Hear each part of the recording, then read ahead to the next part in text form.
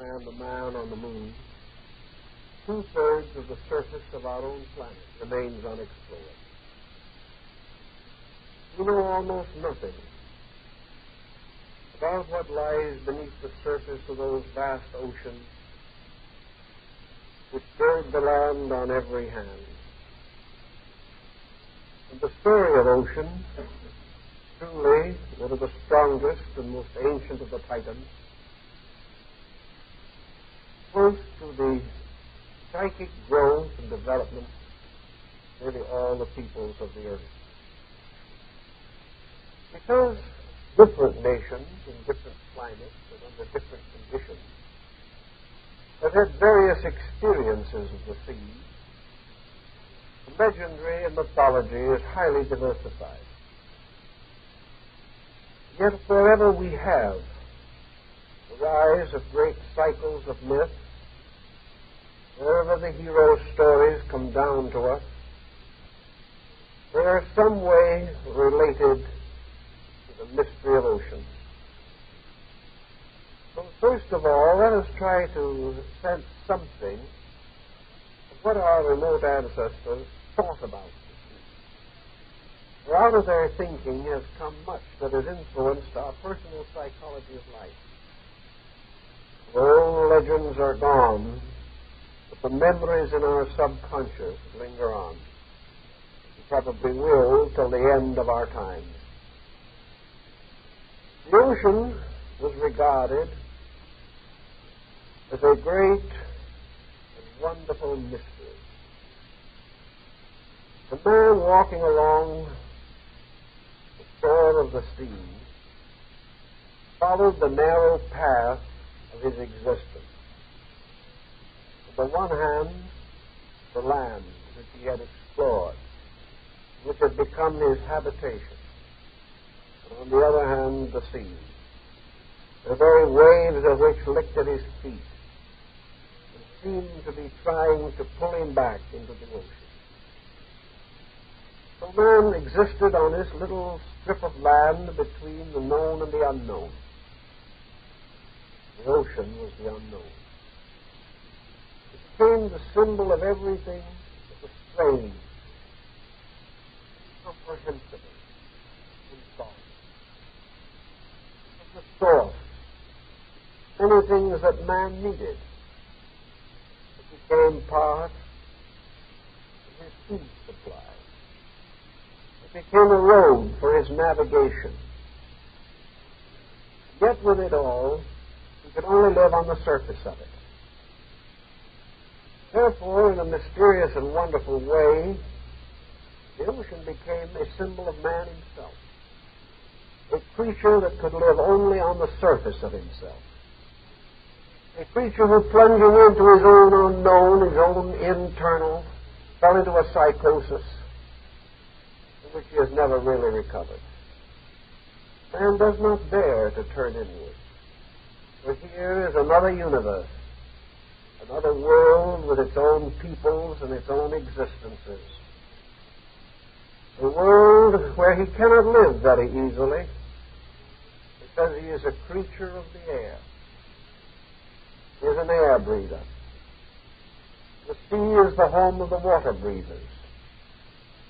Here at once we deserve to recognize the idea that there can only be one kind of being, ourselves, is shattered for the sea alone. But just as surely as we have come forth upon the land to become a creature of our own kind, so in the ocean there are creatures not like ourselves, with whom we cannot mingle, except for very brief instants of time. Creatures in whose element we die. Creatures who, if they come into our element, will die. Thus we live on a planet not only divided to land and water, but a planet divided to two completely different kinds of existence. Two kinds that meet a little along the shores of things, but have found no common understanding. What is in the sea we do not know. Perhaps there dwell the last of the prehistoric monsters of other ages. For all we know, there may also be the first of creatures for another world to come. The Chinese are very philosophical people. To use the sea as the symbol of the infinite. Lao Tzu declared that it was the abode of the great storm dragon. From the sea they rose, gathering up the waters into dark and twisting clouds. These dragons released their waters upon the mountains. The waters flowed into rivers and returned to the great cycle of existence. For man, some remote time, as scientifically we now know to be true, came forth from the sea. And how do we know that in the end he will not return to the sea? These mysteries are difficult to explain. But land is a minority part of the earth's surface. Man is a minority creature, even on his own planet. Then we wonder what might else lie under the sea. Is under the ocean the abode of lost continents, lost cities? Have nations vanished into the water? Are the keys to our own culture hidden secretly or deeply under the sea? Again, we do not know, but occasionally we bring forth some treasure from the waters. Some ancient sunken ship gives up its gold or silver or its jewels. We know so little about all these things that we cannot be surprised that our ancestors, without very much of the sophistication that we now boast about, were deeply moved by the whole mystery of the sea. Just as it divides us into two kinds of creatures, the very phenomenon of sea divides the earth into two kinds of people, those that live by the sea and those that live remote from it. And the psychology of these two groups is clearly defined. Those who have lived or came into being as nations or societies or cultures close to the sea are a different kind of people. First of all, they were born and bred in an atmosphere of mystery. The sea was always mysterious. Men could explore the mountains and the forests. They could even walk along the banks of small streams. The ocean, great. They could not see its other side. They did not know where the water ended or whether it went on to eternity. The Egyptians believed that the sun rode in a ship across the sky, run under the sea at night. Others believed that the world of the dead was under the sea. And here constantly arose the cries of lost souls. The salt of the sea was the tears of the dead. The constant motion of the sea was the reaching up of ghostly hands to clutch the sides of ships or to cling desperately to the rocks along the shore. All these were strange dramas of human intention and human thought. Early in man's experience, he developed some way of using the sea as a road. At first, it was not a very important pathway. It was hollowed logs, or with some small ship or vessel made by his own ingenuity. He found that it was easier to travel along the shore than to penetrate into the more mountainous regions. There were storms upon the sea, but there were greater hardships upon the land. For on the land he must meet hostile tribes, the danger of wild beasts. Whereas on the sea he might, with a little sail, make much progress with less arduous endeavor. Because of this, merchants, adventurers, hunters, fisher people, missionaries, traders, all of these moved along the shores in their ships. And people near the shore were perhaps the first to become aware of the world outside their own local communities. It was to the people of the shore that wisdom came first, in the form of a stranger, and around him in turn were built numerous legends, legends of sages and mysterious gods and godlings that rose out of the sea. Those living in more remote inland regions seemed to develop a different kind of mind. To them, there was a certain rigidness of things. The cultures of the inland people were more introverted, more self-centered, more self-righteous, more self-conscious. They had never come in direct contact with this wonderful living thing, the ocean. They had never seen an adversary greater than themselves. They had never come into the presence of a mystery so vast, so deep. The mountains were mysterious, but men could reach them. The sea was mysterious, but beneath its surface men could not reach. So the sea became forever the symbol of the unsolved. The Greeks gave the sea to the great deity Poseidon. They made him lord of the waters and gave him the right to challenge all navigation.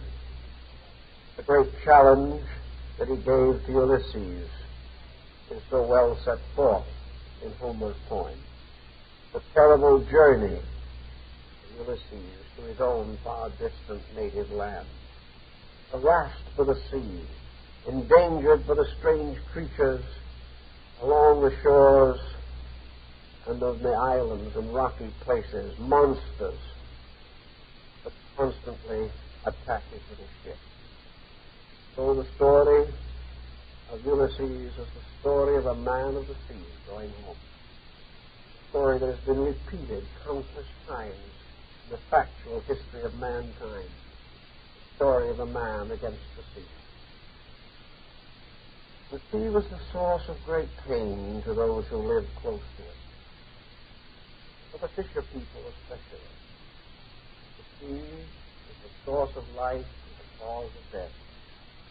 In the old days, when the men went forth to fish, the women and the children waited. Many a time the men did not come back. So there was great pain and loneliness. The sea was the graveyard of those who went forth to labor in its deep.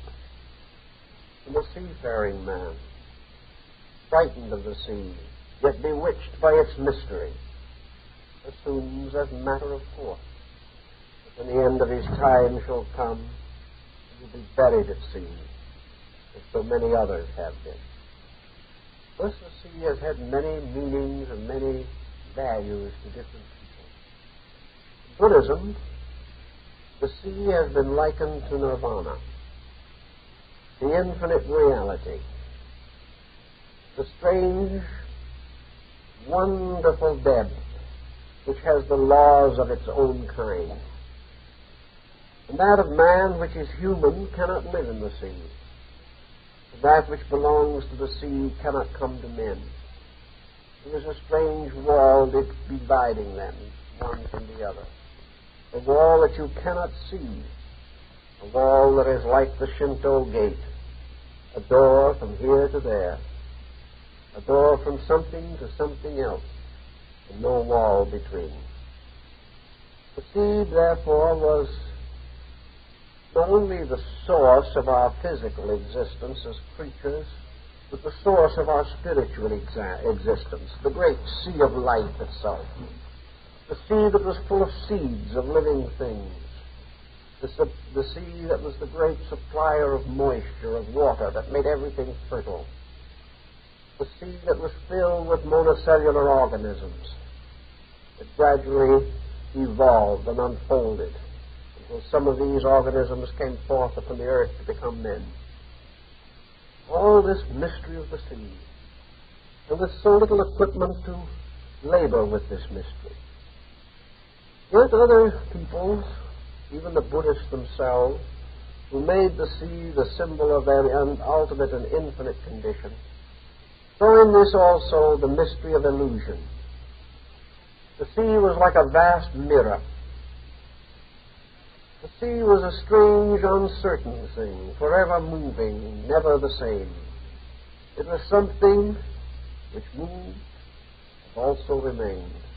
But it was the symbol of transitoriness. For no drop of water in the sea that breaks upon the shore will ever break again. That drop of water is gone.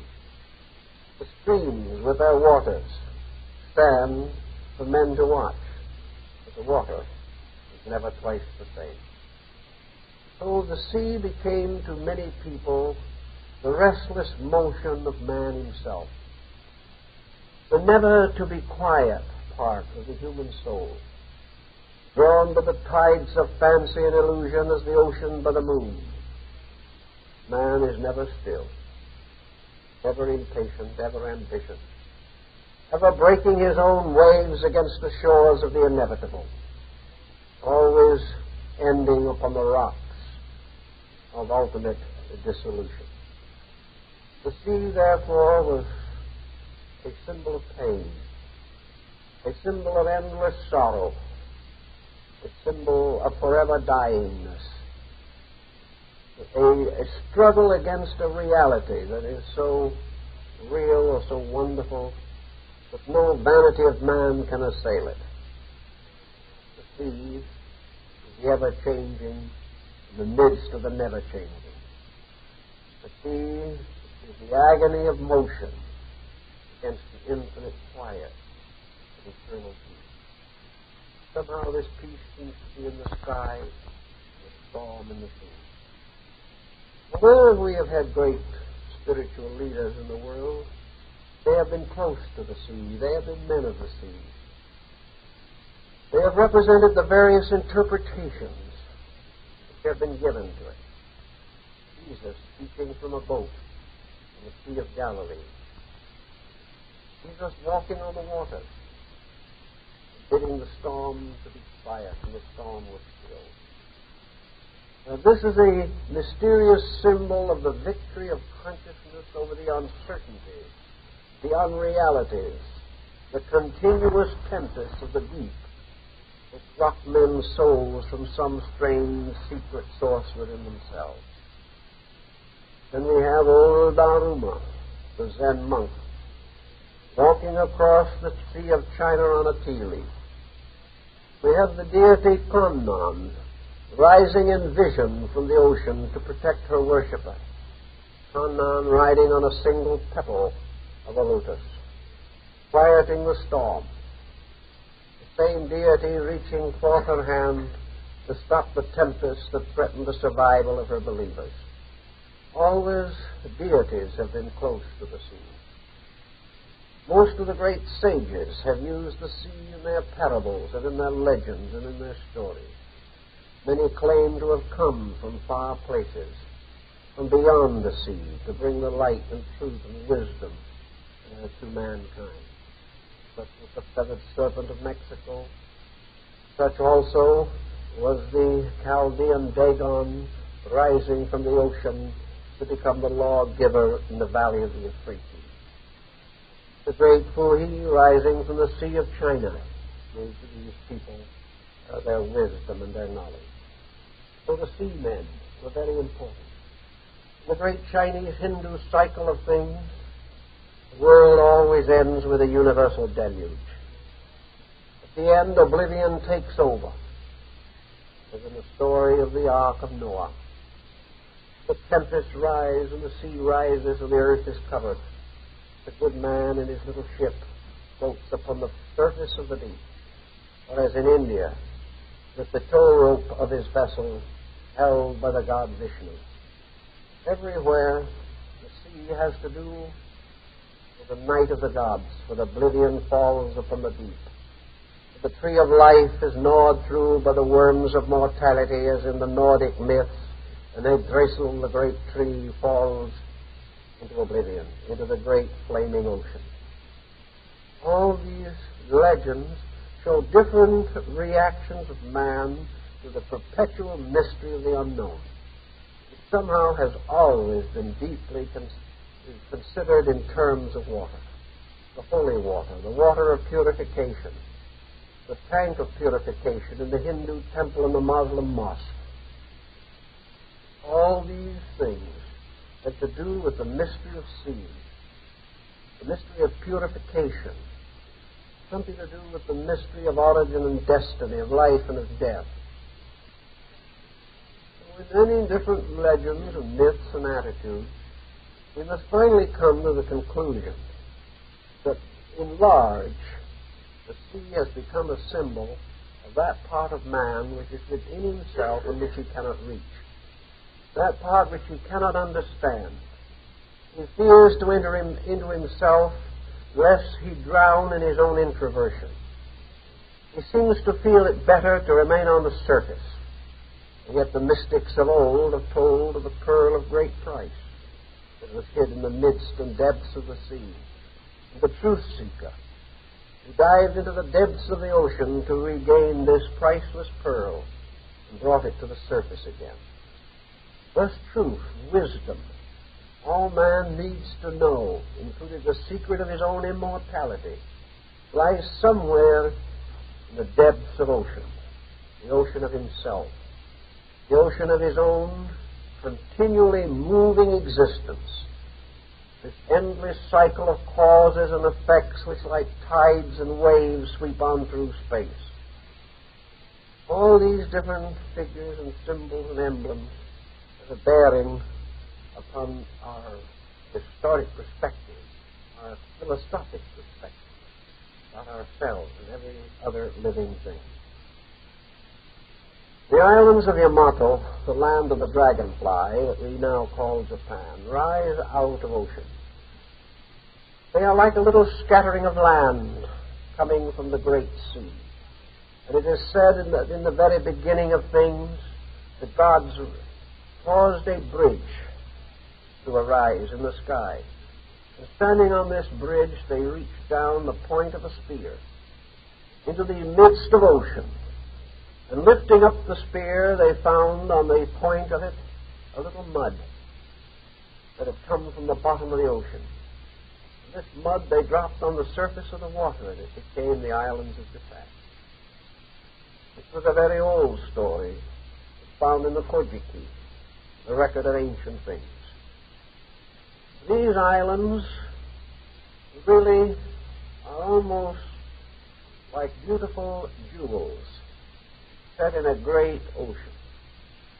The land area is small. There are thousands of islands, all lashed by the ocean or by one of the inland seas of this very water-bound empire.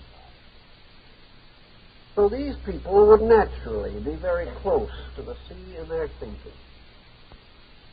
Whereas in Europe men used the sea to break through into other lands, for centuries the Japanese, following a still earlier Chinese custom, used the sea to keep strangers away.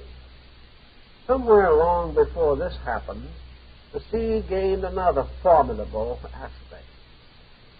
For across the sea could always come danger. Nearly anyone who was happy and peaceful and enjoying himself and minding his own business had to watch the sea, for his enemy might appear at any moment. If he had anything, someone could come out of the sea and take it. If his land was worth having, men from the sea would conquer it. And if he was not very watchful of his gods, men from the sea would bring other gods and destroy his. The sea was rather a dangerous thing. And China and Japan, both of them peoples of aloofness, and even Korea, which was for long called the Hermit Kingdom, they did not really want to be discovered. Some way they found their peace in their own strange, quiet world. And while we may say that this was politically, culturally, and socially frustrating, it was at the same time highly productive aesthetically and culturally, because it caused these people to do what so few larger powers have ever done, that is, evolve their own culture. They did not borrow it from 100 other sources. They took some from China, But they then began to work it over in their own way to produce a truly unique civilization. This would not have been possible had they been along a trade route for centuries. In any event, however, the Japanese people, as a group, loved the sea. To them, the sea was never as frightening as it was to many other people. Perhaps it was because their basic philosophy of life, certainly after they became Buddhists, was that all things are essentially good. And before they were Buddhists, they were Shintoists. And to the Shintoist, all nature is worthy of veneration. Ocean, sky, stars. All these are the great gods. And men should accept their edicts and learn to love and understand them. So while there are interesting and rather fantastic ghost stories about the sea in Japan, it was never the terribly formidable adversary that it was to some other countries. Because of the small land area and the immense population, even from the early times, the Japanese had to turn to the sea for food very, very strongly. For a long time, they were a fishing people. And even today, they depend very heavily upon the sea for the staples of life. Fish and rice have become more or less the standard diet of that nation for hundreds of years. Another thing that was rather important about them in their thinking was that while they fished, you very seldom find, or did find up to very recent times when Western sophistication took over, you very seldom found either a sportsman who fished or hunted. A few renegade daimyos occasionally had hunts to the disgust of the people, but for the most part, men did not hunt for pleasure, nor fish for pleasure. They hunted and fished only for the necessities of life, and all along their shores were monuments and shrines to the sea, and to the creatures that had given their lives that men might live. And they respected these creatures. They regretted the need to use them for food. But they were never unmindful, never thoughtless, never intentionally cruel in these matters. They only tried to find a means of survival for themselves and their families. So in a sense, the people understood the sea perhaps a little better than other nations. The one great exception, of course, to all this was the invasions of Japan from China, Korea, and the old wars of the regencies and the shogunates. Many of the great battles of these times were fought upon the sea, and to a measure it was assumed that these battles polluted the ocean and might be responsible for some of the comic trends that it possessed. Its tendency perhaps to turn upon man sometimes. The result, however, of all these wars and battles was that the Japanese believed that there was a kind of ghost that lives in the sea. The sea was filled with the restless souls of those who had died in ignorance. That all creatures, therefore, whether they had died in the wars of the Taira or the Heiki, these who had died in the battle became the symbols of all human beings. The restless souls that had never solved the mystery of life, that had gone to sleep in confusion in their own existence, and were born to battle again against adversaries they neither understood nor really needed to fight. So the sea became a symbol of karma, of illusion, of the endless struggle of ghosts, ghosts seeking power, ghosts seeking wealth, ghosts seeking influence. But all these things were but shadows, and in the end there were nothing but ghosts in the great sea of life. And there were other interesting and appealing thoughts. The sea, in a wonderful way, was associated with the ultimate abode of the dead. But here we have a curious combination of beliefs, some of which probably arose in Mongolian shamanism, some in ancient Shinto belief, perhaps some in Polynesian religious conviction. And even a few came from as far off as Persia to involve themselves in the philosophy and psychology of the people. So in the great feast of the dead, it is assumed that the ghosts will come back from the sea, that between this world and another, the other is an ocean, some kind of an abyss of water, reminding us a little of the old hymn, One More River to Cross. But apparently the two most ancient peoples, this world was divided from the other by what the Greeks called an ocean of humidity, a kind of strange, heavy, watery atmosphere, a mist, a strange, etheric substance, a fluid or an energy, through which souls passed into the other life as crossing a sea, or into which they came in descending for rebirth or manifestation in this world. Perhaps this is why the ancient Christian church was formed in the shape of a ship, and why a certain part of the church is still called the nave, meaning a ship. Also, this is the mysterious ship of the doctrine, in which the deity Kannan conducts souls into the western paradise. The soul has to pass across this great expanse of ocean into another region or another kind of life. And in the ceremony of the annual return of the spirits of the dead, we see the ghosts coming from the sea. And at the end of the ceremony, we see the little ships with the lamps and candles, the little dishes of food and the memories to carry the souls back again. The little ships float down the streams to the sea and out to sea like the ancient barges of the Vikings. Until finally the little lamps go out one by one. The dead have returned to the land beyond the ocean to remain there for another year. All these legends, stories, have a message or meaning to us which is almost something to be grasped intuitively. It is something that tells us of a psychic dream experience, something that has archetypal dream meaning to us. And always it is the same, essentially. That the sea in some way becomes the symbol of an ignorance lying beyond this world and veiling from us the ultimate reality.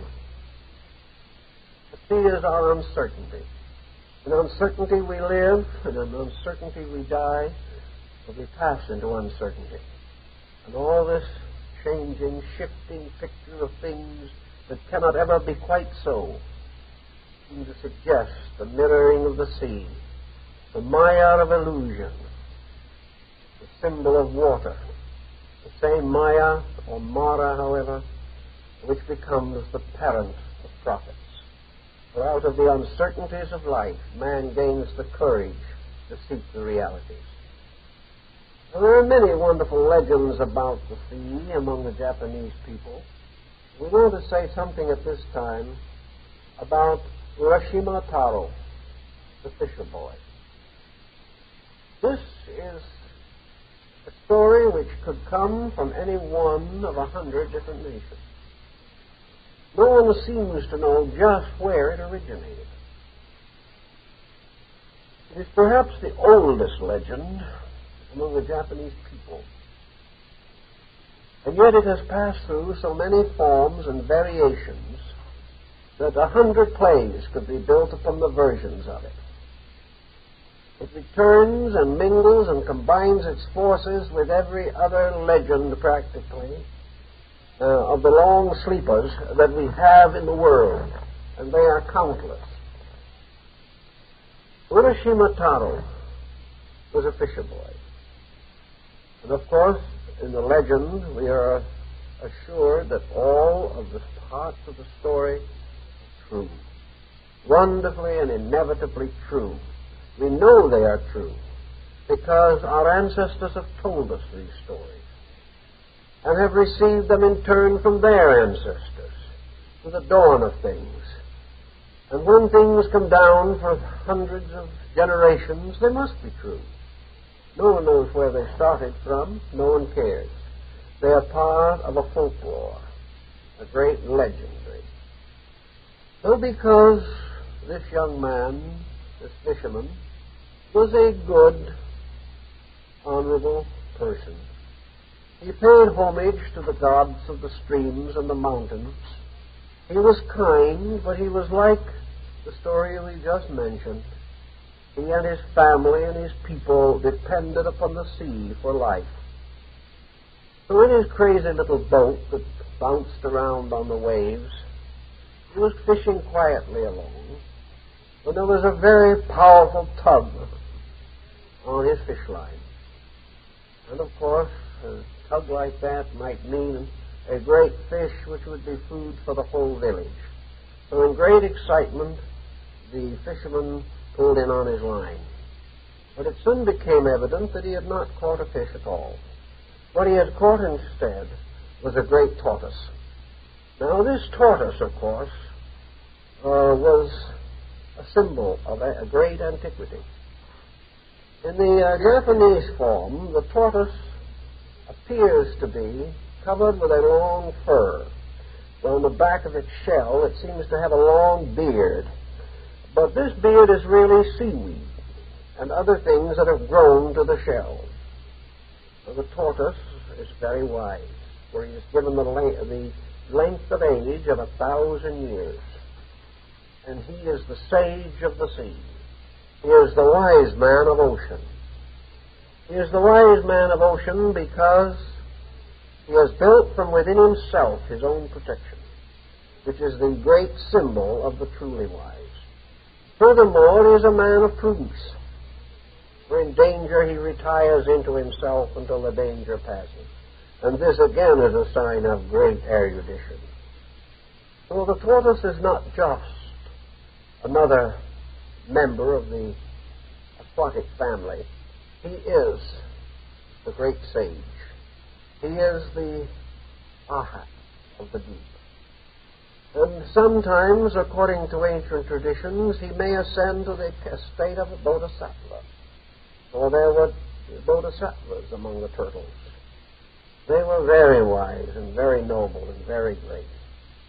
Now, of course, our young fisherman was not entirely aware of all the esoteric possibilities of the turtle, but at least he said to himself, this creature is noble, is very old, and very wise. Therefore, I do not wish to destroy it. So that instead of capturing the turtle and killing him, the young fisherman very carefully disengaged the hook from the turtle's mouth and released the creature. It disappeared over the side of the boat and back into the sea, and the young man baited his hook again, waiting hopefully for better luck. Well, the day was warm, and of course in all these stories there seems to come a kind of strange moment when things pass from realities to dreams. And according to the best information obtainable on this very recondite subject, there is no true report as to whether Urashima fell asleep or not. But he was certainly drowsy and dozy, and it was a warm day, and the boat was rocking pleasantly, and there were no fish, so that he was not much occupied. But anyway, while he was there, perhaps he was asleep. A very soft, melodious voice called his name, Urashima. And he looked around. There was no one in sight. So he sort of rested a little longer. The voice called his name again. This time he looked over the side of the boat, and there was his old friend, the turtle. And the turtle was now talking to him. And talking to him in good Japanese, I assume. Perhaps Chinese, who knows. But the turtle said to him, I came to test you, to see whether you were a good man or not, whether you obeyed the gods, whether you had a kindly heart. Because in our great world of the sea, Happiness is for those who are kindly. This is the abode of kindness. And we who are here do not have too much kindness for mortals. They care very little about us, but we appreciate someone who is thoughtful and kind, and we would very much like to reward you. And the young fisherman said, well, what is it that you would like to do for me? And the turtle now came alongside of his little boat, and the turtle had grown very large. And it was a very old and very wise old Ahat turtle. And he said to the young fisherman, climb on my shell, and I will take you to the other world. Well, it was the best offer that the fisherman had had that day, so he decided to try it. So he climbed very courageously and with considerable confidence, because this tortoise was most reassuring, out at the back of the great shell. In an instant he seemed to be flying across the sea. He was traveling faster than I could count or think, and the waves broke around him and broke over him. There was something very remarkable about it. His clothing never became wet. And he went on and on and on into a mysterious haze that seemed to rise on every hand. And here the story takes again two or more very interesting turns. According to one account of the story, the palace of the Sea King, for which they were bound, was deep in the depths of ocean, in some wonderful, strange spot, perhaps down far south of the present islands of Japan. According to another story, this palace was on an island in the midst of the sea.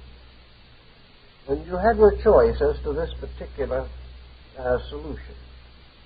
But we know, for example, that the name of the Dragon's King's palace was Rigoku, and that this has also, in Japanese, been gradually changed until it has become Ryukyu, which is the name of the Luchu Islands, a most famous to our memory now being the island of Okinawa. So perhaps this was the mysterious region to which the turtle was carrying our hero. But one report that came very immediate in this story, and of course, under the circumstances, we do not know just how the reports began to circulate, but anyway, this is it.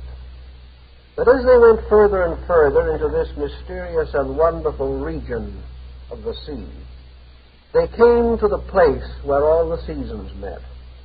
This is a delightful fragment of ancient fantasy. For our young hero, looking in all directions, beheld a world in which all of the seasons came together and dwelt in peace.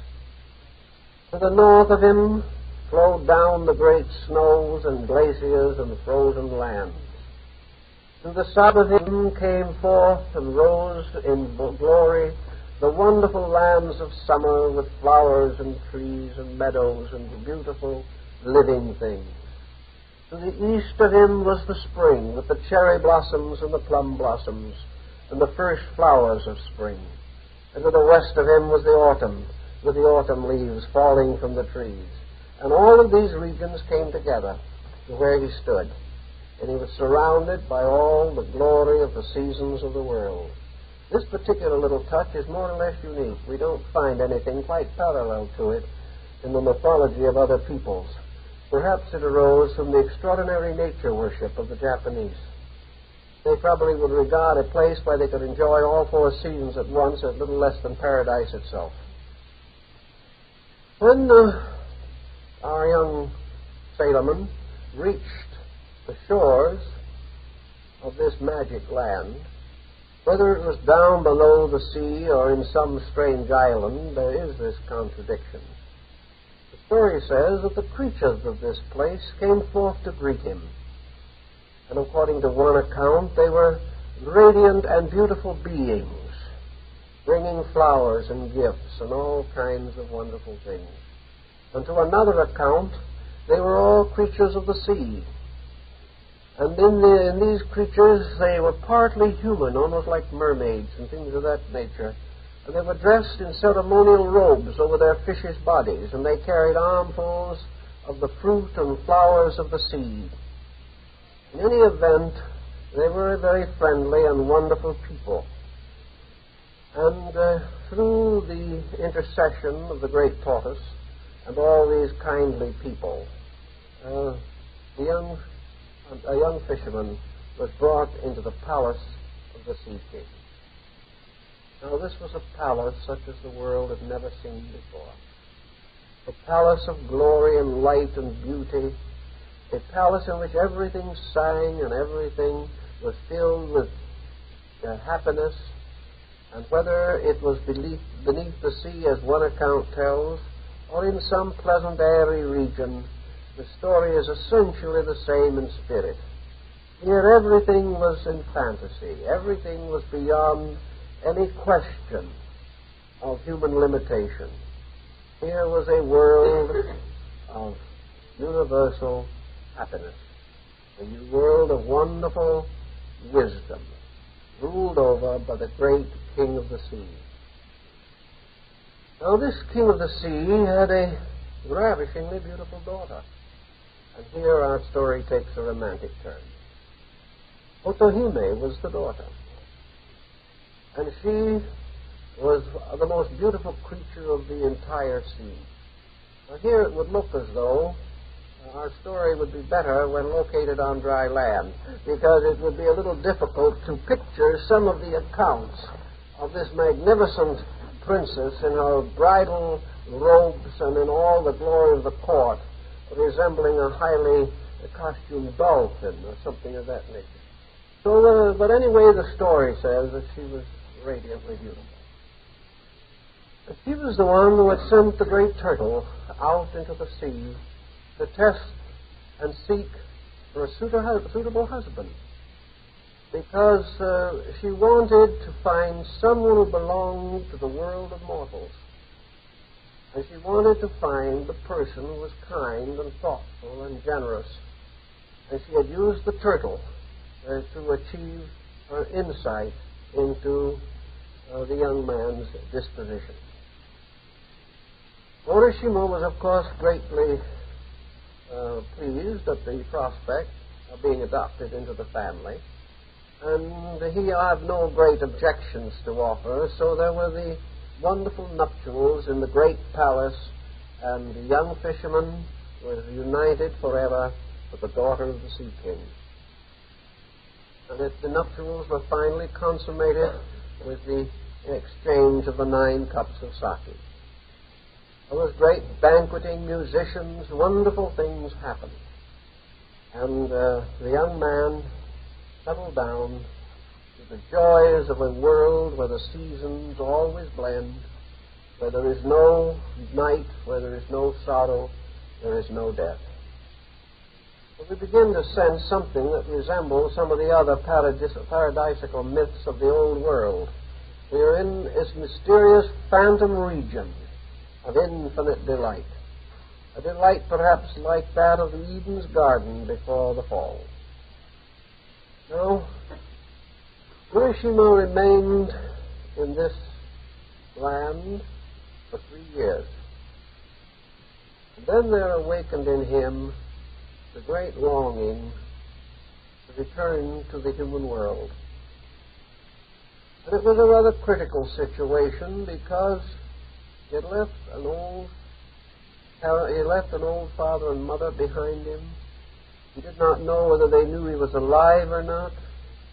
He had no way of knowing whether they were cared for. And slowly a strange melancholy settled in upon him. He had found that even paradise had its snake, as Omar says. Here was complete happiness, and he was not happy. He was not happy because, in a way, he was no longer with his own kind. He belonged to a world that he had not been born into. He was not a citizen of this wonderful land of Brevanus. He was a mortal, and his mortality hung heavily upon his immortality. He was not secure in his own consciousness. And Otohime, seeing the unhappiness in his eyes, asked him what was wrong. He said, I guess I'm just lonely. I'm lonely to see my earthly people, my parents, my brothers and sisters, my little village by the side of the sea, where we lived in simple lives and went out each day to find our food. In some way, something in my heart cries out to see these again. Yet I don't want to stay there. I will return. But I do want to see them once more. I just am not quite able to tear myself away from all that was my upbringing, all that was my childhood, the tradition of my people. And the beautiful bride was very understanding in this. She warned him that there was grave danger to him if he attempted this journey.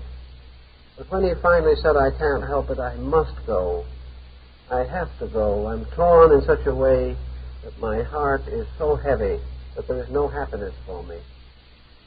Then she said to him, well, if you feel this way, I will arrange that you can return to your own people. But I'm going to give you something that you must swear to me that you will guard with your life and your honor. It is a lacquered box tied with a golden cord. And this box is your protection.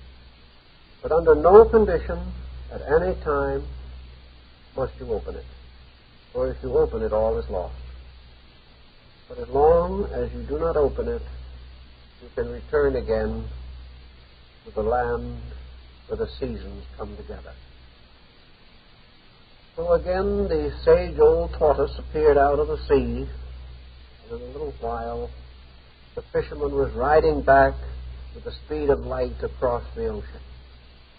And finally the tortoise brought him safely to the shore where his little village stood. And he got out off the back of the turtle, looked around him. And Oroshima was troubled. Something was different.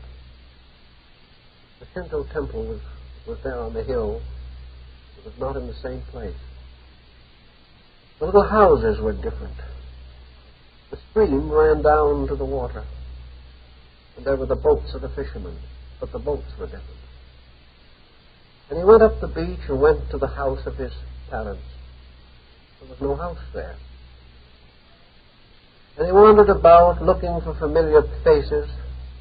There were no familiar faces. At last he went up to a very old man, and he said to him, is not this the town where Urashima came from? And the man said, yes, I think it is. But of course you know Urashima Taro has been dead for over 300 years. And he was lost at sea. And his grave is in the little cemetery there. There is where his memorial tablet is. And beside him are the graves of his parents, and the graves of his brothers and sisters, and of their children, and of their children's children. And there is no more any family of that name existing. And he asked all kinds of questions. And they all thought he was mad, because no one asked such questions anymore. They were themselves part of legend and lore of centuries before. He went to the Shinto temple, but the priest was not the same, and the priest did not understand. Nobody understood. The whole world that he had known was gone. So, lonely still, and more or less despairing, Urashima Taro went down to the edge of the water and stood looking out at the sea. For now he had a vague uncertainty, fear, and almost terror within himself. There was nothing any longer to keep him among the worlds of men. how should he get back again to that wonderful palace of the Sea King? He did not know. He called to the sea. Nothing happened. He looked hopefully for the great turtle, but he saw no sign of it. He wandered dejectedly along the shore of the sea. And finally, he held the little box in his hand with its silken cord. He said, I know I'm sworn not to open this, but I no longer have any other course. I do not know what to do. Perhaps if I open this, I will find a way back again to the palace of the Sea King. And so, breaking his promise, he lifted off the lid of the box. And out of the box there came a fine white mist. There was nothing else in the box. And this mist floated and hovered and remained a little time in the air and then drifted out over the sea and disappeared. And in that instant, the young fisherman knew all was lost. But suddenly, in a second, his body began to age. In a very few minutes, he was so old that he could no longer stand. He fell upon the ground, and in a few moments, he was dead. But suddenly, without warning, he had become as though 300 years old. And the people there have a little temple built to his memory now. It's been shown to visitors many times. And in this temple is the empty box with its golden cord and two strange stones that he is said to have brought back with him from the land where the seasons mingle. And no one else then knows anything more about what happened to the fisherman. He just died and was buried again, but now as an unknown, aged man in the village where he was born. This is the story of the palace of the Sea King. Let's see what happens if we try to investigate the story a little bit, see what it all means to us. Some of it is evidently devised from Shinto fables. The story of the long sleeper, our Rip Van Winkle's story, comes from another version that is in China and which has been held there for a very long time. Here is the story of the individual who passes through a dream or a vision, like the seven sleepers of Ephesus, remains in a trance or in a strange suspended state of animation for a long time, and then comes back to find the world he knew no longer exists. This legend is practically everywhere on Earth. There's a very interesting version of it among the Eskimos. So this is not new in itself. But the patterning of it altogether seems to suggest several things. And Buddhist priests in Japan have found the story very supporting to some of their own doctrines and beliefs. Let us imagine for a moment that the mysterious abode of the Sea King represents in man the mysterious seat of his own existence. That this palace of the Sea King, where all the seasons meet, is the abode where all the sensory perceptions combine. Here all phenomena, all things that have to do with the world, have a sort of common meeting ground. And this palace of the Sea King is the strange center of self-consciousness that we call I, that is located deep within the recesses of our natures and dispositions. It is a deep, mysterious kind of I. The Sea King is not the true God of things, because actually he is a phase of Emma, the Lord of the dead. The Sea King rules in a subterranean world like Poseidon, who is not the great deity, but like the Titan Ocean, is one of the ancient beings. And this ancientness of beings has to do with the traditional descent from generation to generation of the evolving or unfolding consciousness of the human being. So for all practical purposes, let us say at this time that the seeking represents the mysterious self locked in the very depths of our existence, locked in a strange world, a world that perhaps the yogi or the disciple of Vedanta approaches in his samadhi, a world of absolute peace. Perhaps again this sea king's paradise may be likened to Amitabha's blessed region.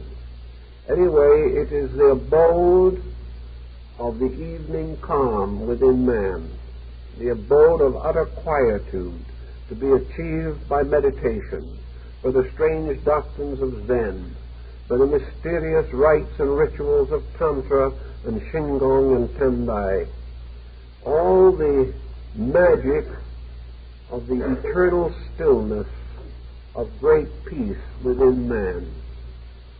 Now a young fisherman probably plays the part of the truth seeker. He is almost another Parsifal, the guileless fool. Parsifal shoots a swan in the forest of Mansavat. Our young fisherman, Urashima, catches the turtle of long life, an ancient and religious symbol of both China and Japan. The turtle becomes his helper and teacher, his Gurumans and Merlin. And we have another kind of thinking. We have the turtle as the symbol of wisdom, wisdom which will carry the young man on his back to the abode of peace. And to achieve this, the young fisherman must be carried over the vast oceans of illusion in order to come finally into the palace of the Sea King. We have almost parallel illustrations of this in the Rosicrucian ritual of the chemical marriage of Christian Rosenkreuz. Here we have, instead of this, we have a magic garden, like the garden of the troubadours, where all strange beings live, and in the midst of this garden, which is the garden of the shut palace of the king, which corresponds in alchemy with the Sea King, we have the wonderful Virgin of the world who corresponds to the daughter. Here we also have the introduction of Otohime, which actually is a psyche or soul symbol. Here the young man, coming out of worldliness, in a kind of strange daze or trance, has attempted the mysterious journey inward, the journey of meditation and contemplation. He is trying to cross the great sea of illusion and has done so on the back of the sage which represents the eternal wisdom of mankind and of his kind in general. When he gets to this mysterious place, the palace, he discovers that all dimensions and directions of space meet there. He finds himself in a place in which all the seasons that we know are imposed together to form one eternal season that is all beautiful. These seasons represent the cycle of the Nidanas, the cycle of birth, growth, maturity, and decay, the 4 ages of man, the mysterious beginnings and the spring and the summer and the autumn of things. All this is gathered together in an experience of psychic consciousness. So we have, as in the alchemical and hermetic rites, we have the union of the truth seeker and the daughter of the Sea King. This union is the identification of the personality with the soul. It is the outer life becoming enamored of the inner life. The outer life, the fisherman, corresponds to Dante.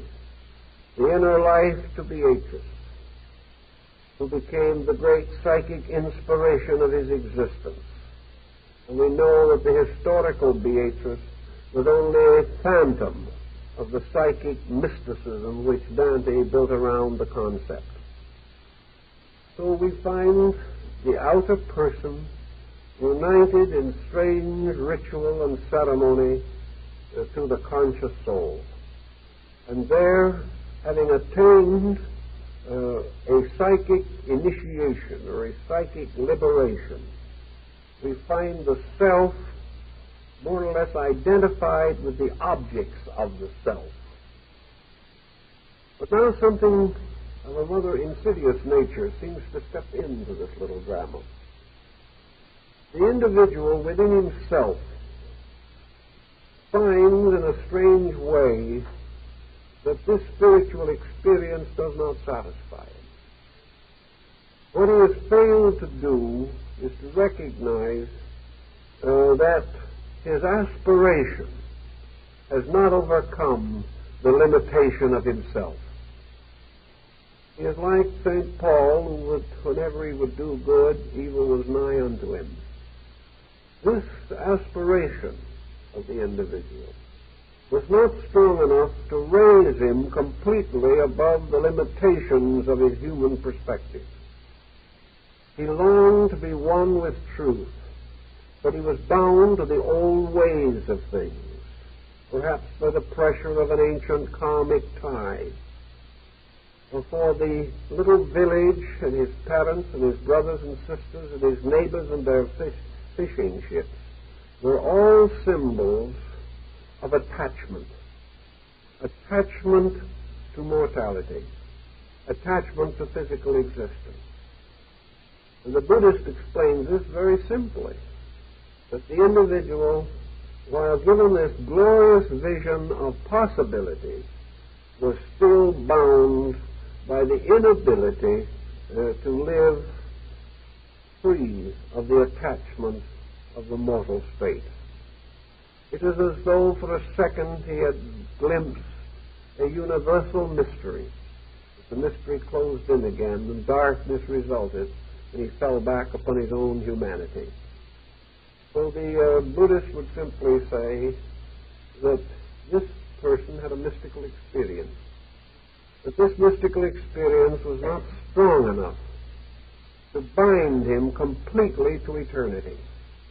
He wanted to live forever in the golden palace of the Sea King.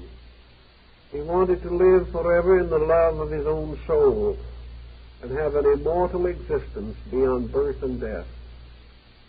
But he was not by nature immortal. He was by nature a mortal creature. Therefore, by his own mortality, he wished himself to die. Regardless of anything that could have been done, he could not escape from his own mortality. Now, this is a very important Buddhist philosophic point, which certainly has become gradually involved within the story. Urashima, the fisherman, represents the human personal being that has never known immortality and never can. It has no consciousness apart from condition. Separated from a conditioned existence, it dwells in an utter bewilderment. Brought into the presence of eternal peace, it cannot exist there, because within itself there is only longing, desire, fear, hope. Every part of the personal self is built of personal factors. It belongs to this world. It was created here. And with it are our ambitions, our hopes for wealth, our search for satisfaction, our desires to dominate our neighbors, to become influential citizens. We measure our entire life from the cradle to the grave. Therefore, something that does not belong in this pattern of cradle to grave simply is not comprehensible to us. We think it is. We believe it is. We dream of immortality.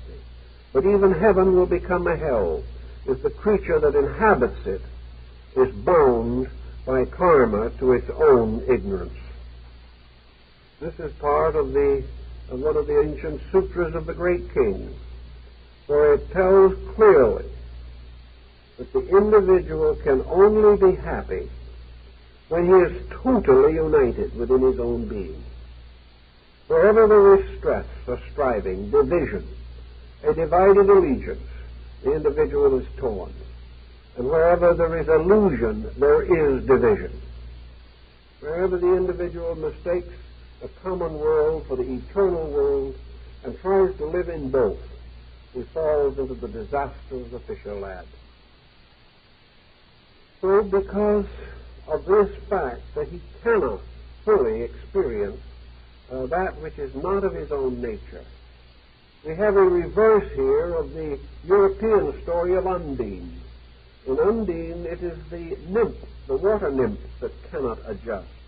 And in many of the elemental stories of the Middle Ages, there is a final division in which the submundane or the unearthly thing has to return to its own nature. It cannot be forever mortal, forever human, forever remain in this world. Now the story is reversed. The superhuman being is in its own element. But now the human being cannot attain that element and remain there. There is a difference. And that difference is in some way the difference between the land and the sea. The difference between the individual who breathes air and the individual who breathes the eternal waters of life, which are now a strange, mysterious symbol of the continual breathing of immortality. So, regretfully, but inevitably, Otohime, the soul, has to give up her lover. And on the back of the ancient turtle, he returns again to the world he has known. Now, in this story, we have two different versions. According to one version, he was gone 3 years. And in the world, it was 300 years. In another version of the story, we find a completely different time equation, in which the equation is that the young man has been away for a very long time and comes back to find nothing changed and the situation utterly endurable in this world. There are the two versions of the story. But whichever version you wish to take, the principle involved is the same. What happens to the individual who has had a glimpse of reality? He is strangely and desperately placed because he is no longer the citizen of one world or of another. He goes back to the attachments of life signified by his family and his community, and he finds that these attachments have died. They are not persons that have died by necessity. They are relationships. He finds that all the things that meant a great deal to him have passed away. That really has been gone a very long time, in spiritual experience, if not in time. The old priest will tell you that in a moment of inner meditation, the individual may truly live 1,000 years. And out of a moment of insight, he may return to a world that can never be the same. Because the world is the same only because he is the same. The moment he is not the same, the world must change. So our fisherman comes back, but he has changed somewhat himself. He can no longer be united with the world he left behind. He can no longer quite reach out to this other world where the seasons mingle. So he is totally alone. He is alone except for people who say that somewhere, sometime, there was such a person as himself. Here we have a hint of rebirth. Here we have a symbolism of the great passing of karmic time. And at last, the young fisherman wanders back again to the shore of the sea. He comes back again to the mysterious symbol of eternity. And here he is confronted with the box. So the story of Pandora's box has become a classic And there is much to suspect that perhaps this box not only inspired the caskets and the story of the Merchant of Venice, but also supplied the mysterious story for the legend of the Sea King and his palace. It's interesting to remember and bear in mind, of course, that in all this excitement, with all these things going on, the Sea King himself was never seen, only his palace and his daughter. The mysterious being that abides in the depths of the mysterious sea of either illusion or reality is utterly invisible. So the young man walks to the shore of the sea and cries out for the turtle, for the symbol of the wisdom, but it does not come. Perhaps if he waited, it might have. Perhaps if he had kept his faith strong and clear and held on, enduring without doubt, he might have gone back to the Sea King's house. But in his desperation, he turned to this mysterious box, the treasure that his soul had given him, the treasure that he must keep forever locked. The Shingong and Tendai master will tell you what this treasure is. This treasure is the key to the secret arts. This is the treasure of the mystic and spiritual formula, the strange mantra magic, the symbol of the mysterious living power, the Word, the lost Word, the eternal truth, which if man will keep this in his heart and never pervert it, never break his oath or obligation, that he must not open that box. He must never release out into manifestation those things which belong to his own inner life. He must never pervert the truth which has been given to him. Had he kept this, he might have been able to go back. But in his desperation, he opened the box, hoping to find therein the magic way of returning to happiness. Well, what kind of a box could it be? We are all seeking for peace. We are all seeking for happiness. And like Pandora opening her box, we have launched a pestilence upon our kind. For in our search for peace, we have used everything we could think of except the path of reality. We have tried to drink ourselves into a stupor. We have turned to narcotics and sedation. We have surrounded ourselves with the most strange and exciting and disastrous emotional tempos in order to find something that we are seeking, and we do not know what it is. What we are seeking for is peace. And we are destroying ourselves with confusion while we are striving after quiet.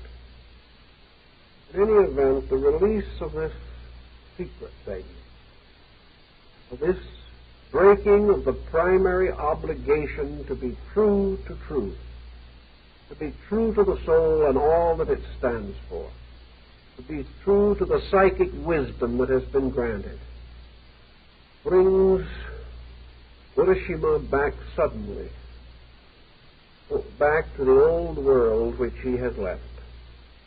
There is no longer any hope for him to go on. He can only go down into the earth, and suddenly he is very old, he is very tired, the world grows dark around him, and he passes out of embodiment. Now, in this particular phase of the story, in all probability, also has a Buddhistic interpretation, for it has to do with the final dissolution of the personality. The personality itself is wiped away in some strange manner. The individual forever undoes himself. The mistakes, the selfishness, the corruption destroy that which they fashion. So in the end, the personality simply perishes. Now, in the legend, we know no more that goes beyond this point. There is nothing more said to indicate what could lie beyond. According to the beliefs of the people, however, to the very village to which this ancient fisherman is said to have belonged, his soul would go forth in time to a new embodiment, and his psychic life would continue and unfold again.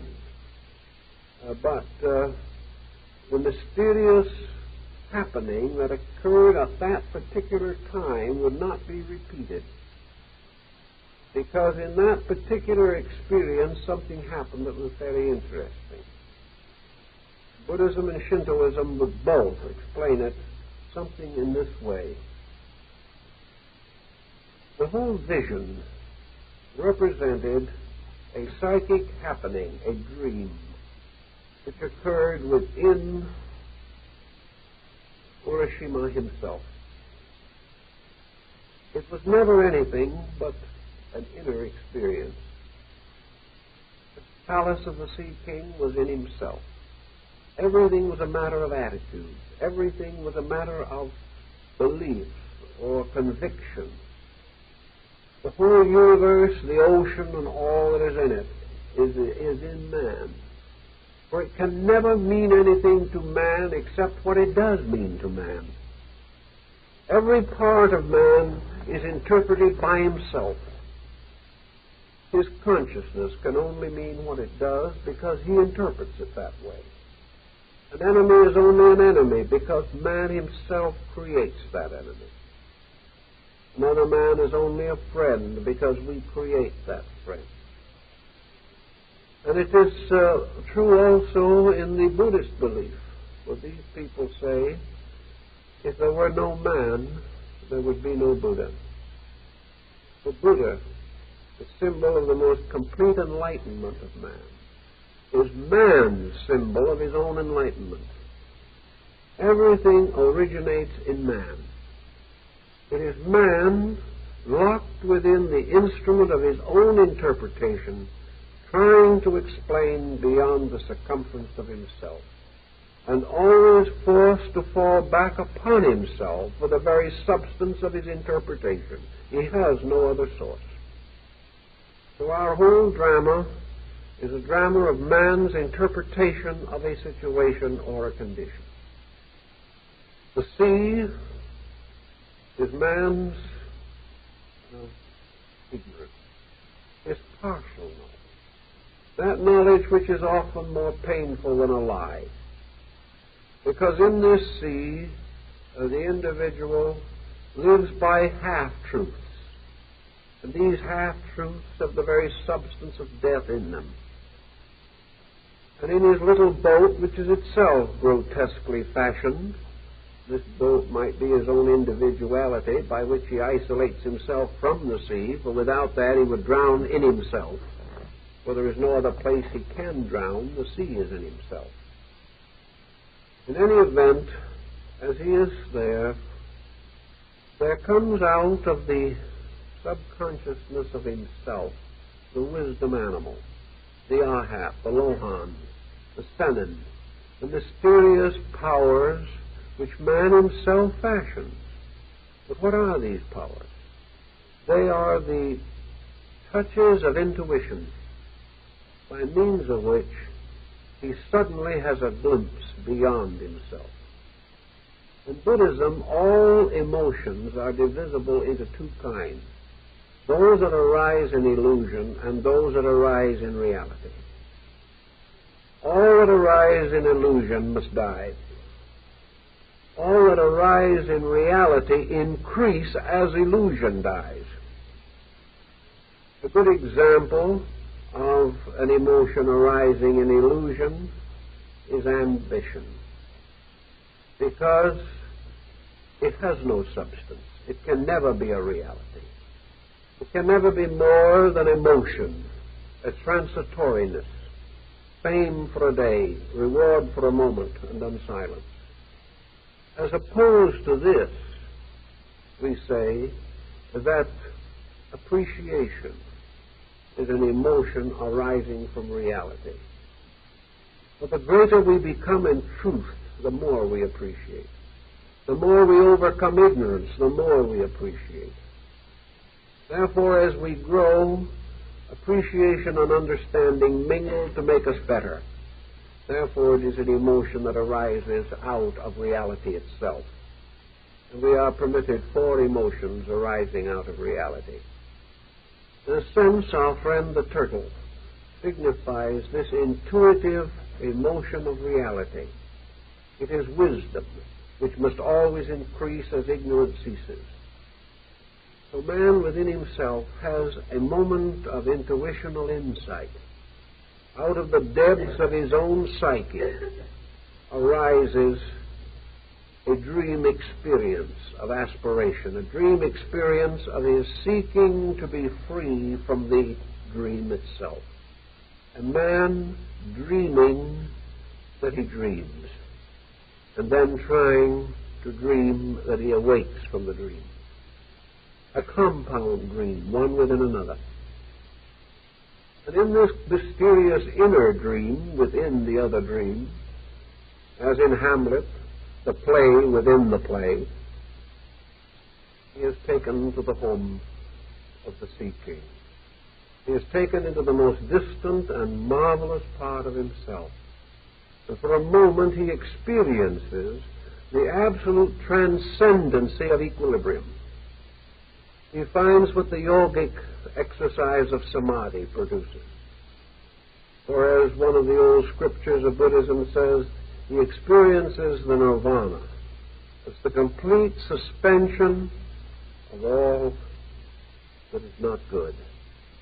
But only truth, infinite life, infinite love, infinite wisdom remain. So in this we have the little story of the Sea King and his wonderful world of joy and peace. And we find in this also that man stirs the inner part of himself and finds another being in there. And this other being that he finds is his own psychic nature. He finds that there is something inside of himself that has been growing with him. And this is his own soul. For the soul is the better part of his own experience. It is that which experience has taught. It is the gradual experience of growth, of realization, of unfoldment, and of the cultivation of the great emotional realities. And this emotional growth in Buddhism is the power that is usually presented through the form of the feminine version of the Kannan Bodhisattva, the deity of infinite compassion. Actually, the Kannan is again a product of man. Were it not for the human mind, there could be no Kannan. This is merely the way in which the human being personifies, embodies, or defines the mysterious impulse to compassion, to infinite love and patience within himself. A man living every day selfishly, unconcerned about the realities of life, suddenly sees a child struck in an accident. He rushes to the street, takes the child in his arms, and experiences a great personal tragedy, although he has never seen the child before.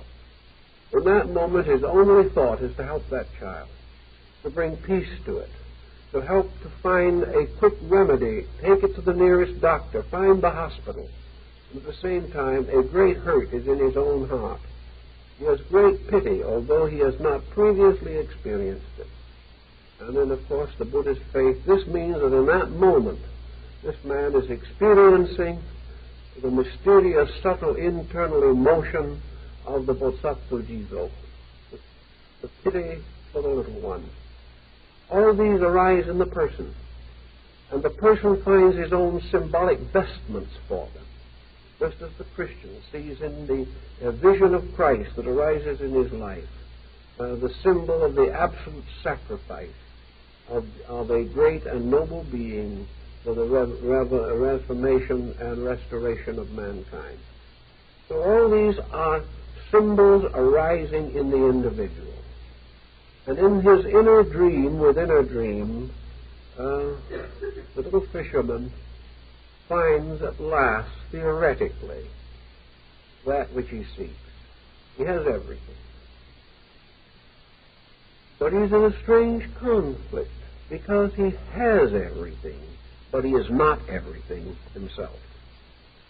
This fact that he is not that which he has, that he has not gained this insight through the full experience, but has gained it only through an inner dream psychic situation, means that outwardly he has not yet attained the power to transform a dream to a reality.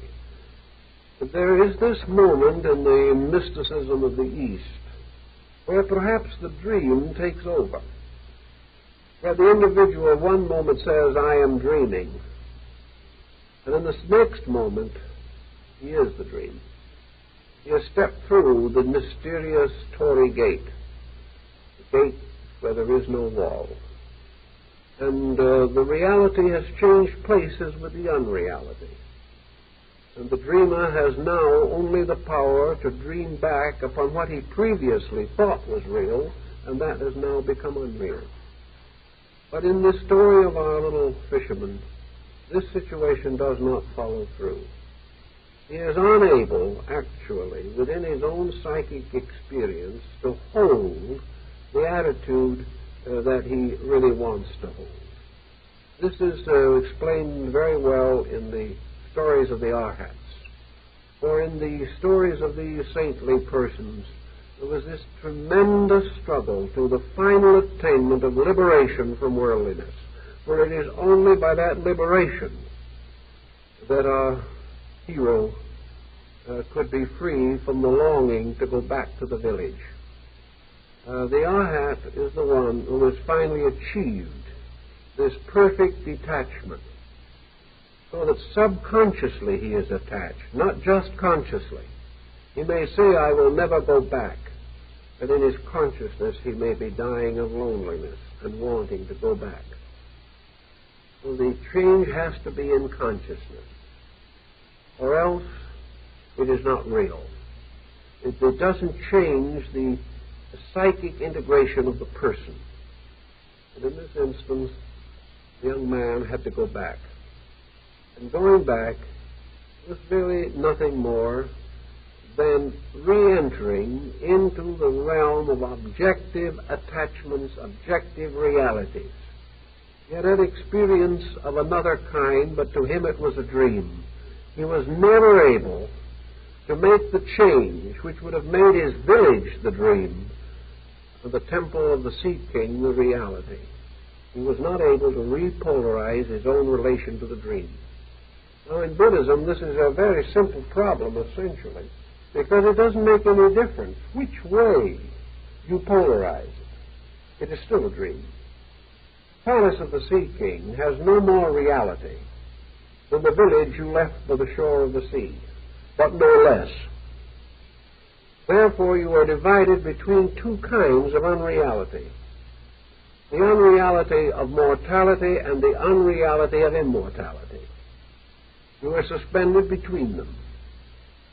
But in the Mahayana school, it is pointed out that all things living in this world must be under an illusion of some kind, because they do not possess the material, the fabric, to escape the illusion.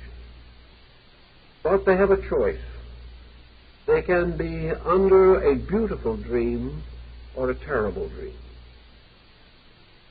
The problems of existence as we know them end finally in a terrible dream. Materialism, degeneracy, selfishness, hate, fear, all these end in a terrible dream. Man has made a false world of horror for himself. He may escape from this to another kind of dream, the dream of Amita's Western Paradise, the dream of beauty, the dream of peace and of love and of friendship. He may experience the universe from a new level of himself, What the universe really is, he does not know. But he does have the power to take from the universe its power to hurt him and replace that power by the power of the universe to bless him. He creates them both. But to the degree that he has a great insight, he becomes a creator of beauty. And to the degree that he becomes a creator of beauty, he brings beauty and peace into his own life. But Hiroshima said, the world is beautiful. Everything is lovely. This is paradise. But I still want the way of earth. I want personal affection. I want to love somebody and I want to hate somebody. I can't stand this strange, mysterious loneliness of always being good. We went back. Suddenly he was very old and very tired, very exhausted of all material things, and he went to sleep by the shore of the great ocean. And his understanding of the ocean was part of the dream. And the ocean is nothing but karma, a strange motion rising from cause and going to effect. Man is a stream of karma moving from eternity to eternity. All these arisings within himself are the products of his own insight, of his own liberation. He may not at this stage be capable of understanding the absolute, but he can choose between the life of goodness and the life of pain. But he must make the choice all the way through, because if he does not, his own imaginative creativity cannot vitalize his dream. He cannot believe the beautiful illusion unless he has outgrown his attachment to the illusion that is not beautiful. So inside himself he has to create a new world of beauty. And he does this only by the unfoldment of the integrities, beauties, and values within himself. All of these legends and all of these stories, whether Greek, Egyptian, Persian, Indian, Chinese, Japanese, all have to do with the power of man to create a world according to his heart's desire, and then to inhabit the world that he has created by the purity of his own attitudes. If he is unable to hold this, he is again destroyed. For it is told in the Buddhist fable that a great and noble king had lived most wisely and nobly. And when his time came to die, his virtues were so great that he was transferred to Indra's paradise, there to have palaces and retinue and all the joys that were the proper reward of a noble kingship during his lifetime. And after he had been there for a while, the king said, well, I guess I must have been pretty good to deserve all this. And at that instant he passed into perdition. The individual's heaven is the heaven of his own insight. If he is right, if he is true, he dwells in the light. If one selfish or unkind or cruel thought comes to him, he suddenly finds himself standing on the edge of the sea, with a village that has forgotten him on the one hand and a sea that he cannot conquer on the other. The moment he takes out of his heart the mysterious vision, the wonderful soul picture of that which can be, he is left alone to grow old and die by the shores of the ocean. For the ocean is the mysterious substance from which all dreams are fashioned, the ocean of our own unconscious, within which we create heavens and hells and then have to live in them. But it is during our intelligent efforts to grow here and now that we fashion the instruments to remold our own private universes. And when our own private universes become suitable for the habitation of righteous beings, then we will dwell in them pleasantly and happily. But when all we have earned is a cycle of compensations, then we must suffer a little, enjoy a little, hope a little, and fear a great deal. These are the mysteries of the sea of illusion, the oceans of reality, and the individual who dreams true only when he is able to vitalize that dream with the full integrity of his own consciousness. Otherwise, he dreams of beauty and awakens to the same drab world he left before. But the only reason the world he awakens to is drab is because he is drab. The only reason he has to wake out of beauty into cruelty is because there is a cruelty in himself that will not permit him to continue to awaken in beauty. All these are the compensations within self. And when these things are understood, we will be the master of most of the fables that have been written by mankind. Well, thank you very kindly. I think time's up.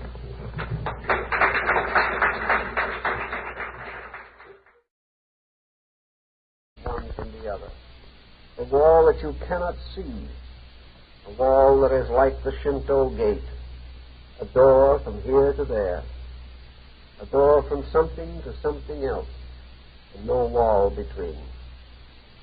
The seed, therefore, was not only the source of our physical existence as creatures, but the source of our spiritual existence, the great sea of life itself. The sea that was full of seeds of living things. The sea that was the great supplier of moisture, of water, that made everything fertile. The sea that was filled with monocellular organisms that gradually evolved and unfolded until some of these organisms came forth upon the earth to become men. All this mystery of the sea, and with so little equipment to labor with this mystery. Yet other peoples, even the Buddhists themselves, who made the sea the symbol of their ultimate and infinite condition, saw in this also the mystery of illusion. The sea was like a vast mirror. The sea was a strange, uncertain thing, forever moving, never the same. It was something which moved and also remained. But it was the symbol of transitoriness. For no drop of water in the sea that breaks upon the shore will ever break again. That drop of water is gone. The streams with their waters stand for men to watch, but the water is never twice the same. So the sea became to many people the restless motion of man himself, the never to be quiet part of the human soul, drawn by the tides of fancy and illusion as the ocean by the moon. Man is never still, ever impatient, ever ambitious, ever breaking his own waves against the shores of the inevitable, always ending upon the rocks of ultimate dissolution. The sea, therefore, was a symbol of pain, a symbol of endless sorrow, a symbol of forever dyingness, a struggle against a reality that is so real or so wonderful that no vanity of man can assail it. The sea is the ever-changing in the midst of the never-changing. The sea is the agony of motion against the infinite quiet of eternal peace. Somehow this peace seems to be in the sky and the storm in the sea. Wherever we have had great spiritual leaders in the world, they have been close to the sea. They have been men of the sea. They have represented the various interpretations which have been given to it. Jesus teaching from a boat in the Sea of Galilee, and the man on the moon. 2/3 of the surface of our own planet remains unexplored. We know almost nothing about what lies beneath the surface of those vast oceans which gird the land on every hand. And the story of ocean, truly one of the strongest and most ancient of the Titans, points to the psychic growth and development of nearly all the peoples of the earth. Because different nations in different climates and under different conditions have had various experiences of the sea, the legendary and mythology is highly diversified. Yet wherever we have the rise of great cycles of myth, wherever the hero stories come down to us, they are some way related to the mystery of ocean. So first of all, let us try to sense something of what our remote ancestors thought about the sea. For out of their thinking has come much that has influenced our personal psychology of life. The old legends are gone, but the memories in our subconscious linger on. And probably will till the end of our times. The ocean was regarded as a great and wonderful mystery. The man walking along the shore of the sea followed the narrow path of his existence. On the one hand, the land which he had explored, which had become his habitation. And on the other hand, the sea, the very waves of which licked at his feet and seemed to be trying to pull him back into the ocean. So man existed on this little strip of land between the known and the unknown. The ocean was the unknown. It became the symbol of everything that was strange, incomprehensible, in thought. It was the source. Many things that man needed. It became part of his food supply. It became a road for his navigation. Yet with it all, he could only live on the surface of it. Therefore, in a mysterious and wonderful way, the ocean became a symbol of man himself, a creature that could live only on the surface of himself, a creature who, plunging into his own unknown, his own internal, fell into a psychosis from which he has never really recovered.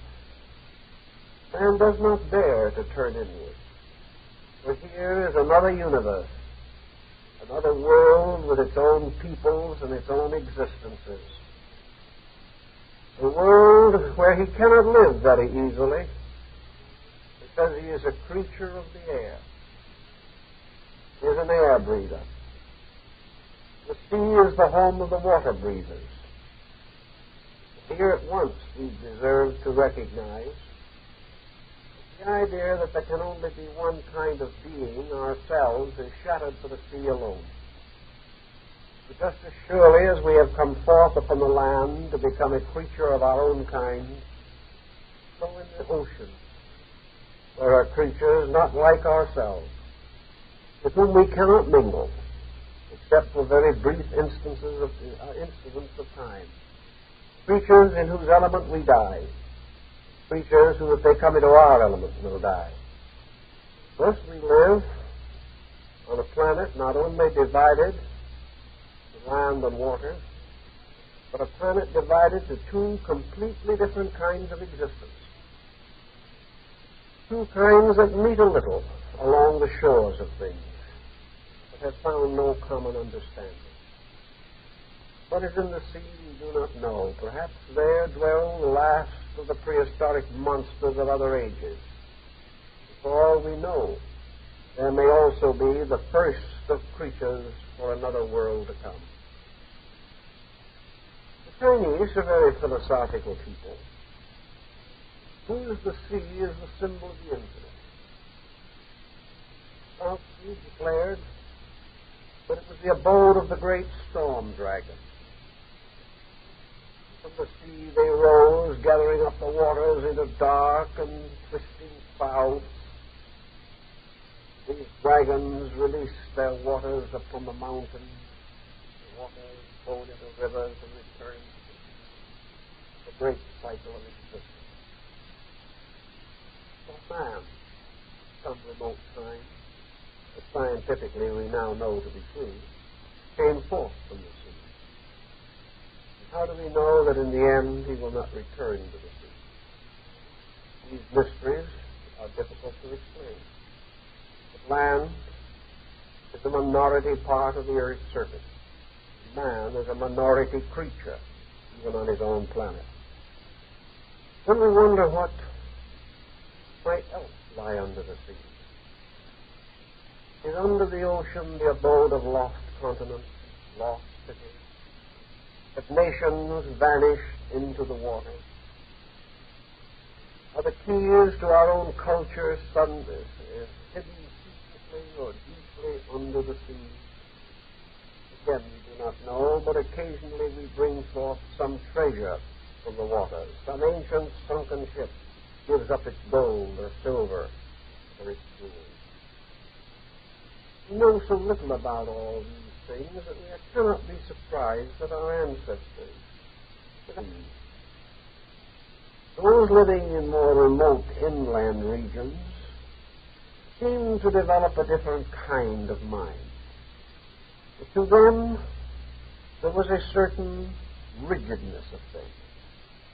The cultures of the inland people were more introverted, more self-centered, more self-righteous, more self-conscious. So they had never come in direct contact with this wonderful living thing, the ocean. They had never seen an adversary greater than themselves. They had never come into the presence of a mystery so vast, so deep. The mountains were mysterious, but men could reach them. The sea was mysterious, but beneath its surface men could not reach. So the sea became forever the symbol of the unsolved. The Greeks gave the sea to the great deity Poseidon. They made him lord of the waters and gave him the right to challenge all navigation. The great challenge that he gave to Ulysses is so well set forth in Homer's poem. The terrible journey of Ulysses to his own far distant native land. Harassed by the sea, endangered by the strange creatures along the shores and of the islands and rocky places, monsters that constantly attack his little ship. So the story of Ulysses is the story of a man of the sea going home. A story that has been repeated countless times in the factual history of mankind. The story of a man against the sea. The sea was the source of great pain to those who lived close to it. For the fisher people especially. The sea is the source of life and the cause of death. In the old days, when the men went forth to fish, the women and the children waited. Many a time the men did not come back. So there was great pain and loneliness. The sea was the graveyard of those who went forth to labor in its deep. And the seafaring man, frightened of the sea, yet bewitched by its mystery, assumes as matter of course that when the end of his time shall come, he will be buried at sea, as so many others have been. Thus the sea has had many meanings and many values to different people. In Buddhism, the sea has been likened to nirvana, the infinite reality, the strange, wonderful depth which has the laws of its own kind. And that of man, which is human, cannot live in the sea. That which belongs to the sea cannot come to men. There is a strange wall dividing them, without very much of the sophistication that we now boast about. The deeply moved by the whole mystery of the sea. Just as it divides us into two kinds of creatures, the very phenomenon of sea divides the earth into two kinds of people, those that live by the sea and those that live remote from it. And the psychology of these two groups is clearly defined. Those who have lived or came into being as nations or societies or cultures close to the sea are a different kind of people. First of all, they were born and bred in an atmosphere of mystery. The sea was always mysterious. Men could explore the mountains and the forests. They could even walk along the banks of small streams. The ocean, great. They could not see its other side. They did not know where the water ended or whether it went on to eternity. The Egyptians believed that the sun rode in a ship across the sky, run under the sea at night. Others believed that the world of the dead was under the sea. And here constantly arose the cries of lost souls. The salt of the sea was the tears of the dead. The constant motion of the sea was the reaching up of ghostly hands to clutch the sides of ships or to cling desperately to the rocks along the shore. All these were strange grammars of human intention and human thought. Early in man's experience, he developed some way of using the sea as a road. At first, it was not a very important pathway. It was hollowed logs, or with some small ship or vessel made by his own ingenuity. He found that it was easier to travel along the shore than to penetrate into the more mountainous regions. There were storms upon the sea, but there were greater hardships upon the land. For on the land he must meet hostile tribes, the danger of wild beasts. Whereas on the sea he might, with a little sail, make much progress with less arduous endeavor. Because of this, merchants, adventurers, hunters, fisher people, missionaries, traders, all of these moved along the shores in their ships. And people near the shore were perhaps the first to become aware of the world outside their own local communities. It was to the people of the shore that wisdom came first, in the form of a stranger, and around him in turn were built numerous legends of sages and mysterious gods and godlings that rose out of the